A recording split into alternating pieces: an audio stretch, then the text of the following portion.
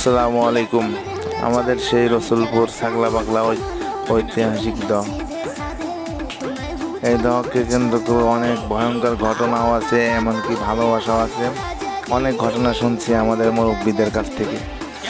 তো সেজন্য আজকে বিকেলে, অনেক দিন পর আজকে বিকেলে এক বড় ভাইয়ের সাথে দহে আসছিলাম, যার কারণে একটু ভিডিও করলাম সবাইকে দেখার জন্য, সবাইকে সাথে নিয়ে দেখার জন্য। সবাই দেখবেন।